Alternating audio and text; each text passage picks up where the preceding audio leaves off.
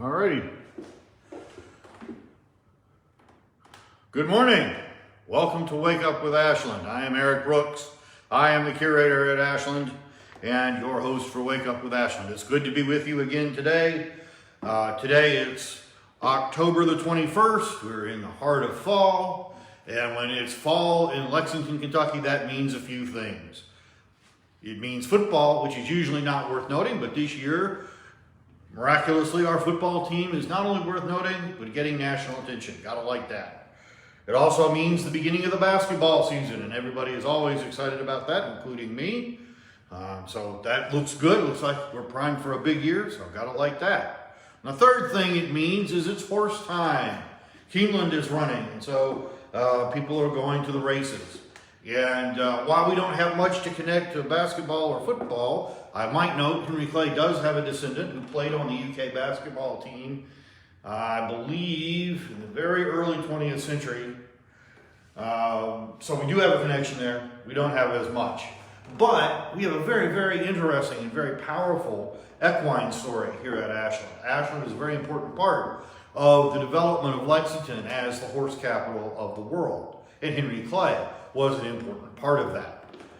Back in 2005, we did an exhibit at the International Museum of the Horse called Kentucky Bloodlines, the Legacy of Henry Clay, which looked at Henry Clay and his descendants through the lens of their equine activities. It was probably the largest exhibit ever done on Henry Clay. I mean, outside our permanent exhibit, it brought together some remarkable artifacts, many of which you're going to see this morning. We brought a lot of those here to Ashland. It changed our interpretation dramatically. We now tell this equine story much more thoroughly than we ever did before. And that story starts very early. Clay comes to Lexington in 1797. He marries in 1799. And a few years later, in fairly short order, he becomes a horse owner. He buys a piece of this horse. This is Buzzard, got by Woodpecker. Buzzard was imported from England. Many of the finest racehorses in this era were. He came to the United States, came, I believe, originally to Virginia, somewhere in that area. Clay and 5 other gentlemen bought this horse to bring him to Kentucky to be a founding horse in Kentucky bloodlines. They thought he could stand and stud here and be successful. This despite the fact that he was blind in one eye and lame in one hip. So appearances aren't everything, I guess. Those 5 gentlemen paid $5,500 for that horse. In today's money, that would be about $125,000. So Clay kicked in essentially about $25,000 to buy that horse. It's a lot of money, especially for a man who was relatively young, had only been practicing law for 6 or 7 years.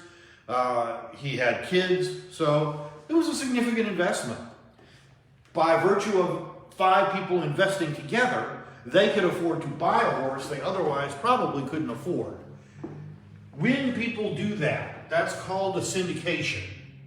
And today, almost all of your high-end, expensive thoroughbreds are syndicated. If you go to the Red Mile, or go to Keeneland rather, or go to Churchill Downs and watch the races, most of those horses are syndicated. This is the first known syndication. So that's an important part of equine history right there. It changes the way horses are owned going forward. He stands for a few years and does fairly well. After that, as an older horse, he passes on. But it starts Clay on a journey that will continue throughout his life in owning and breeding very fine thoroughbreds. To do all of that, he builds an equine operation at Ashland, builds barns and paddocks. He also builds a track, and it's one of the first in Lexington. Before there's an association track downtown, if you know where Race Street is, that's called that because that's where the original racetrack was. Before that, people raced at places like Ashland. So this was one of the first places horse races were competed in Lexington. The exact location of Clay's track is not certain. Sources vary as to where it was and exactly how many tracks were on the property. And this was eventually a 660-acre farm. And I have seen sources that cite as many as 4 tracks. I'm not sure that's really accurate. I mean, it may be. but I have real questions about whether there were multiple tracks. We know there was a track near what is today Providence Boulevard and Colony Road over in Chevy Chase. That track we know was used by Henry Clay's son John, but it may also have been the track that Henry Clay was using. So we know that one existed. Now, eventually, Clay's stables, which had many fine horses, came to have three that were preeminent above all. Yorkshire was Henry Clay's prize stallion. This is a broadside that extols his virtues, his racing record, his pedigree, and is advertising his services for stud. And that dates to the 1840s. So he becomes the primary sire in Clay's stables. Clay also has two mares, Magnolia and Margaret Wood. All three of these horses were gifts to Clay in 1845 from three different people. They become the foundation of the Ashland Thoroughbred stud. Margaret Wood and Magnolia are especially important. They have what are called female tail lines. One of the things we learned when we did the exhibit at the horse park is that in the horse world, descent is traced through the female line. And I suppose that's because it is always possible with certitude to know who the mare of a given horse is. I mean, obviously, that horse is born from that mare. That is something that is witnessed. That is certain. Those lines are completely certain and easily trackable. And so those lines become the lines of greatest import. Magnolia and Margaret Wood have female tail lines. If you look up horses, they fall into what are called families. Margaret Wood's is A1, and I believe Magnolia's is 1 -. But there are a whole bunch of families. And so you can look at a horse even today and see what family it is in, and that'll tell you its lineage. Margaret Wood and Magnolia have a very, very successful lineage. Many, many stakes winners across a wide range of races, including 11 Kentucky Derby winners over the course of years. Now, those Derby winners span a long range of time, but the last one was in 1983. We had back-to-back winners in 82 and 83 in Sonny's Halo and Gato del Sol.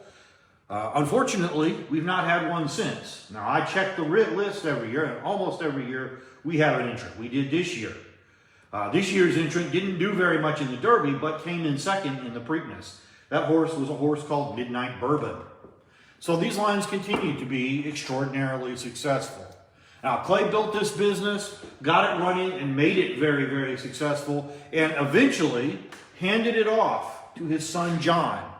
Now, Clay did this a lot. He tried to find the skills or vocations for which all of his sons were best suited, and to help them get into those professions. He discovered that John had a natural aptitude for horses, that he seemed to just have a natural predilection for breeding them, racing them, raising them, etc. And so he pushed John into that business and eventually handed off his stable to John so that John could have a leg up and could be successful as a thoroughbred owner, breeder, and whatnot. Now, initially that occurred here in this house and on this, on the property as a whole. Eventually, John built his own house called Ashland on Tate's Creek, which is was over near Christ the King. There is an Anglican church across the street. I believe it's on Providence. That Anglican church at one time owned this house and used it for Sunday school. They eventually tore it down, expanded the church as a whole, and put in a parking lot. If you go to the farmer's market in that parking lot and buy vegetables, you're buying them in what was probably John's parlor. So that's where the house stood. And there were numerous outbuildings there. If you go over to Romney Road, where the Romney Road Kroger was, there were stables and things, and we talked about the track at Providence and Colony. So this is where he eventually has his own operation. Now these are some of John's horses, and these pictures give you some sense of the farm. This one is a horse called Star Davis. Star Davis was a very successful stallion. We have his pedigree here. This is called a pedigree wheel. You've seen genealogies, I'm sure, you go on Ancestry, you can see them for people. This is the same thing for a horse. So you got Star Davis, Bay, Horse, 18 hands high, foaled, April 1849. The property of John M. Clay of Ashland. You can see here that he is by Imported Glencoe, that's his sire, out of Margaret Wood, that's his dam. And their ancestry stretches out from that. Horse owners, breeders, kept very close records, and they still do, of this sort of information because it helps to predict whether a horse will be successful. If it comes from bloodlines that have produced many winners or is an offspring of a winner, it is more likely to be a winner. There's actually a website called pedigreequery.com, which is crowdsourced, but it's a neat site where you can look at pedigrees. So you can look up Star Davis or Yorkshire or any number of these horses and learn about them on that site. Star Davis was successful on the track. This trophy is one that he won. This is on loan to us. This trophy was won for a horse race called the Phoenix Stakes, which was run a few weeks ago at Keeneland. It is still run. It is the oldest named stakes race in America. So it is still being run. Now this is a very interesting story. This was 1846. And in that year, this trophy was made to present to the winner of the race. And it was in the jeweler's shop downtown, the silversmith's shop, where it had been made. And John went to town one day and was walking through town, and he happened to stop in his shop and see this trophy, and he's looking at it, and he looks and he notices that it's already been engraved with his horse's name, Star Davis. And he says to the man, the proprietor, "What are you doing? The race hasn't been won yet." He said, "Well, yeah, I know, but I feel quite sure your horse will win." And sure enough, he did. So it was a prediction that came true. So this is one of really the only trophy we have from the family horse racing endeavors. Now the other two horses are a mare called Skedaddle and her offspring, the Slashes. These horses are both pictured. These pictures are done by a man named Thomas Scott. Thomas Scott was a very well-known equine artist, student of the greatest equine artist of all, a man named Edward Troy. Now, these are supposed to be at Ashland on Tate's Creek, so you can see some of the barns. If you look at this picture, you look way up in the corner, it's kind of hard to see. I don't know that you can see it well. If you go to our object catalog on the website, you can pull up pictures of these and see at the back a little bitty image of Ashland on Tate's Creek. So this is a good image of the farm. If you look at Star Davis, under Star Davis's behind, between its tail and its leg, there's a tower. That was a real tower that stood in the middle of John's track. And what it allowed was for John or his trainers or others to stand at the top of the tower and watch the horses working on the track. So it provided a vantage point for John to pay attention to and watch his horses work and to be sure they were doing what they needed to do. John's track was a remarkable track. It was a two-tiered track. It had an upper level and a lower level. On days when it was very rainy or wet, the water would run down to the lower level, leaving the upper level reasonably dry. So he could always train, regardless of weather, on that track. A pretty interesting piece of technology. John acquired these. We're very fortunate to have these. There are very few of these that survive today. You may have heard the term purse applied to the prize money in a horse race. When horse wins, they receive the purse of so many dollars. Well, originally, those dollars came in a silk bag, which is why it is called a purse. Now, I have no idea what races these are for. Unfortunately, that information did not survive. But they were won by John at the track. We actually have 5 of these. There are 2 that are in such condition that they are too fragile to be exhibited. They are mostly silk. Silk is a material that frequently is challenged in terms of its survival. It tends to shatter, and once it shatters, there's nothing you can do to fix it. So those are very weak, so we don't display those. There's a third one, and if you want to see it, it's at the International Museum of the Horse. They have a little exhibit of a skeleton of a horse called Lexington, who is the sire of this horse, Kentucky, which John bred, one of the most successful horses he ever bred. But they also have one of the purses there along that, and they talk about John and his wife, Josephine. As John went through the business, he married Josephine. Josephine probably saved his life. John was regularly traveling. He would go around to horse tracks all over the country, and unfortunately, frequently drinking. He would sleep in the stall next to his horse. It was not a good life, and it was a life that had she not intervened and pulled him out of it, he might not have survived. So we owe a debt to her. She was an incredible woman, a very strong woman, who once she married John in 1866, began to become his partner in the business and worked with him regularly. And when he died in 1887, she took it over in her own right. You can see here a racing catalog, stock catalog that she prepared with stock from here on the farm. And her catalogs are fascinating. They're full of information about the Ashland stud. So really important resources. But she's doing this in her own right at a time when women really couldn't do this. She, for example, was known to go down to the Phoenix Hotel and hang around in the bar with the other horsemen, something other women simply didn't do. So she was really a remarkable person, entering a world that generally women were not permitted to enter. Now, she didn't have full access. She couldn't join the jockey club, for example, but she did a lot of other things. And she wrote books. She was a novelist.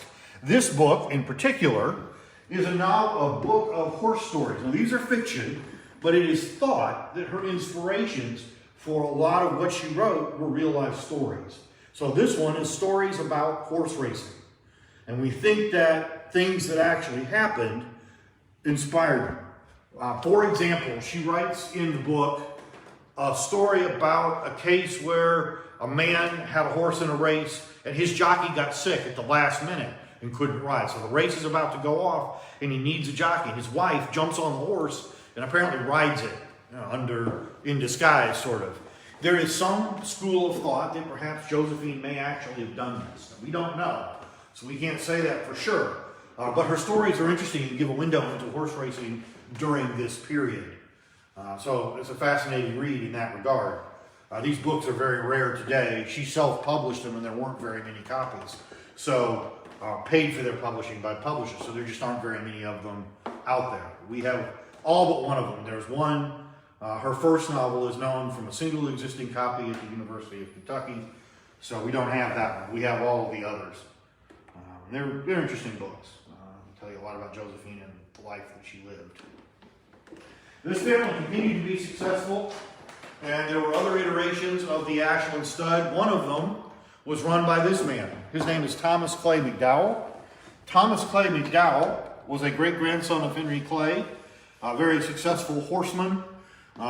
He started out in his father's standard-bred business, and we'll get to that in a minute, but eventually decided he liked thoroughbreds better. So he went into the thoroughbred business and became very, very successful. Won a number of races as a thoroughbred owner. The most important race that he ever won was the Kentucky Derby. This is the horse that won. This is Allendale. Allendale won the 1902 Kentucky Derby. It is the only horse the family ever owned to win the Derby.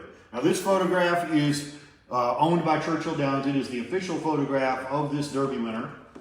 Now this was before the Derby had become as big as it is today, but it was still a very important race. In this particular case, the jockey was this man. His name is Jimmy Wingfield. He was an African-American jockey. And the story of the race is a fascinating story. This race, 1902, holds the distinction of being the smallest Derby ever run. I think there may be one or two others that tie it, but it is the smallest Derby ever competed. There were 4 horses that entered that race. So a very small race. Tom owned 2 of those horses, the Rival and Allendale. So he has 2 jockeys, a white jockey and Jimmy.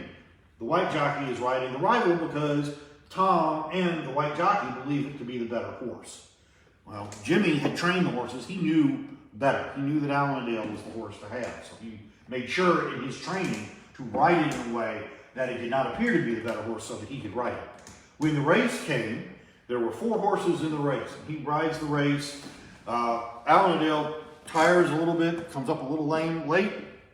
but he's able to still win the race. And at the end, a reporter is interviewing him and says, "Man, you look really tired." And he says, "Well, yeah, I've been riding 4 horses."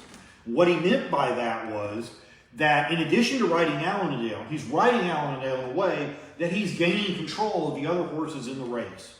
So this race being so small, unlike today's 20-horse mega race, where you're doing well just to survive it, he's actually acting in a manner that allows him to take control of the race and ensure to himself the outcome that he wants. And he does that as Allendale tires by riding Allendale on the inside and pushing the other horses further and further to the outside of the track, which means they're running further. The other thing that he does, that means is that they are being pushed out on the edge of the track. Well, at that time, in the winter, the track was covered with sand to keep it in good shape. And in the spring, when it was time for the Derby and time for racing, they would push that sand to the edge and just leave it there. He knew that, and he pushed the horses out into that sand where they bogged down. So he ends up winning this race. So it's a spectacular result. Jimmy was a very, very successful rider. He ran 3 derbies, 1900, 1901, and 1902. In those 3 derbies, he finished 3rd, 1st, and 1st. That's a remarkable record. Very few jockeys ever achieve that consistency of success in that race. There are some that have won multiples. But to do that is truly amazing. And what's more amazing is he accomplished that all by the age of 20. So he rode those races at the ages of 18, 19, and 20. That's incredibly young to pull that off. Unfortunately, he only ever rode 3 derbies. And the reason for that is that he was forced out of racing, like many of his colleagues, because of the color of his skin. At this time, jockeys were mostly African American, and many of them had become quite successful. They won many races, made significant money, were buying houses and engaging in other activities that were gaining them a measure of equality, which did not go over well in the United States in Jim Crow America. So eventually they were forced out of the business. He was forced out the next year in 1903 by a horse owner here in Lexington. He ended up in Europe. He was very successful there for many, many years in Russia and in France. Never returned to the United States, unfortunately. Spent his entire career abroad. There has been no African American jockey to win the Derby since Allendale in 1902. There have been some that rode. A few years ago, there was one by the name of Kevin Krieger who rode a horse. This was, I believe, 2013. That was heavily favored. Unfortunately, that horse came in well back in the pack, so didn't work out. Hopefully someday we will see another African-American jockey win the race and bring it into this story, but until then, he is the last. The man at the end of the line here is another important figure in this story. If you read the official Derby record, it says that Thomas Clay McDowell owned, bred, and trained Allendale, which is remarkable. Very few people do all of those things. Certainly not today. It just doesn't happen now. But even then, that was pretty unusual. Well, the fact of the matter is, this man should have been given the credit. He was the one that did the work. His name is Courtney Matthews. And of course, he doesn't get the credit, again, because he is black, because of his race. So there are these great unsung heroes of the track, many of whom were forgotten for a long time. They've now made a somewhat a comeback. There are a number of books about them. There is a great website called the Chronicle of African Americans in the Horse Industry, done by the International Museum of the Horse. I highly recommend to visit there. So there's a lot more being learned about these people, and a lot of this information is not being recovered. And we're pleased that we have it to present as part of the Ashland story. Now, Ashland was not just a thoroughbred farm. It was also a standardbred farm. Now, standardbred racing is different. Standardbred racing is what happens at the Red Mile. So a standardbred pulls a sulky. They trot, whereas thoroughbreds gallop. Trotting was seen as low class. It was not terribly socially acceptable. Many thoroughbred owners kind of looked down on it. In fact, there's a great story about a minister here in town who had a lot of thoroughbred owners in the congregation, and a standardbred owner wanted to come to church. And he said, you can't do that and be in my congregation. And the man said, well, why not? we don't have standard bred owners here. And the man said, well, is it not as well to trot to heaven as it is to gallop? And the minister basically said, well, maybe, but if I allowed that, I would not have much of a congregation. So anyway, it was not seen as really the way to go. But Henry Clay's son James got into the business, and he and some of Henry Clay's descendants helped to popularize it and make it more acceptable. James went to New York to buy cattle, and he came home with this animal. This is not a cow, obviously. This is a standard bred called Mambrino Chief.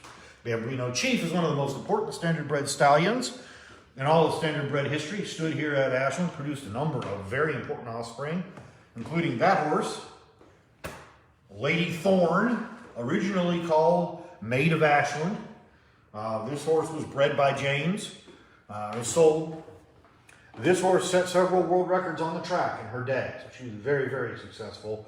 A very important horse. You can see here the sulky. Now, this is not a modern sulky. This one has 4 wheels. If you look at this picture of Trinket, you can see Trinket in a sulky much like the ones today. Now, this picture is of a horse owned by this man, Henry Clay Mcdowell, Henry Clay's grandson-in-law. He raced, and one of the reasons he brought the family back to Ashland was that he wanted to be close to the Red Mile, where the developing standard bred scene was. So he moves them here, they take up residence, and he races from Ashland for a number of years. This building is a barn. It was originally built as the mechanical building for the Kentucky University and Agricultural Mechanical College, and it stood just down the hill from the mansion, down at what is today the intersection of Sycamore and Fincastle Roads. It was actually torn down in 1926 to make way for that intersection. Unfortunately, boy, I'd love for us to have that building now. It was a really amazing and interesting building. Major Mcdowell had stables in the front for his horses, and in the back he had a training ring where he could train them. So it was quite large and used by him, and eventually also by his son for thoroughbreds. Now this is Dictator. Dictator is Major McDowell's prize racing stallion. Again, notice the African-American groom. African-Americans did this work during this period almost exclusively. He's in front of the mansion. Major McDowell liked to have parades of these types of horses when visitors came. It's a pretty amazing image. We have lots more images of the horses out on the property. And you can see here from this horse ad that he's advertising these as stallions for breeding. Dictator. King Rene was his prize show horse. This is a banner from our collection. It's part of a set. These were made for a show in New York. This horse showed in the ring. We have this one, and we have a whole series of smaller ones that say son of King Rene. They're all his offspring. So Major McDowell was also very, very successful as a horseman. So as you can see, we have an impressive and important equine legacy. The people of this estate were very important in the development of Lexington as the horse capital of bluegrass, and have been successful for a long time and continue to be.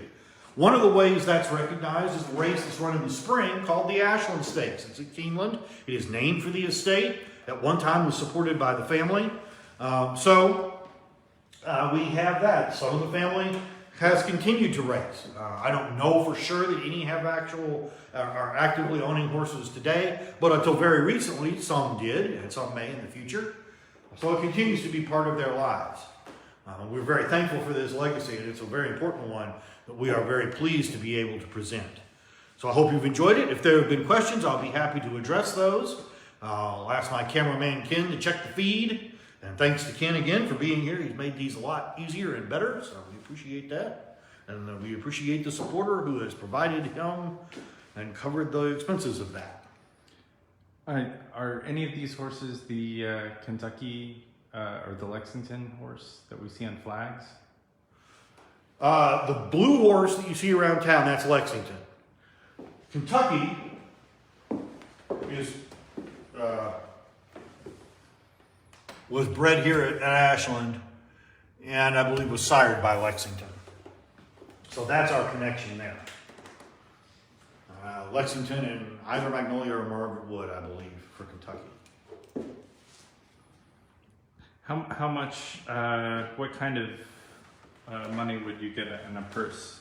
I really have no idea what the prize money was like, and I think it varied widely. I have no idea, since I don't know what races. I couldn't begin to tell you how much was in that. That's a good question. I'll have to look into that and see if I can find. I think there are records of what prizes were given. And as today, some races were much more lucrative than others, but I really don't know. How many horses did the Clay Estate have when they had the most amount of horses? That's a good question. Again, I can't give you a firm number, but quite a lot. Over the course of years, certainly. But I would guess at the largest, maybe like 30. We have a lot of things like this, list horses at given times.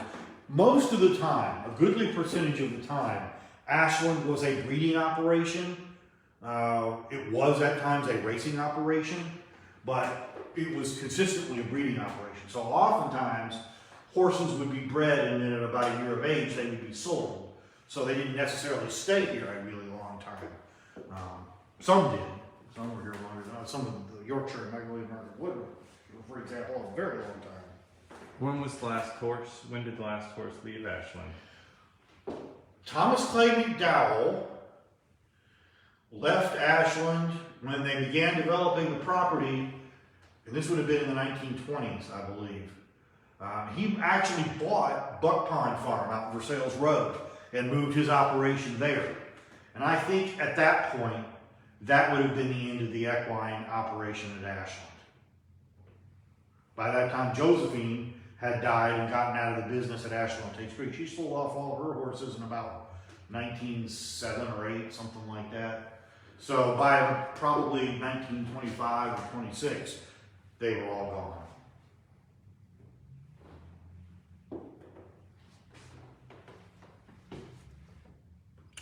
One other thing I'll throw out there as an interesting note. We have historical references from people who claim to have seen the grave, that Allendale, for example, was buried on the farm. Now, we don't know where exactly. I mean, he makes reference to being near a stud barn, but we aren't sure exactly where that was.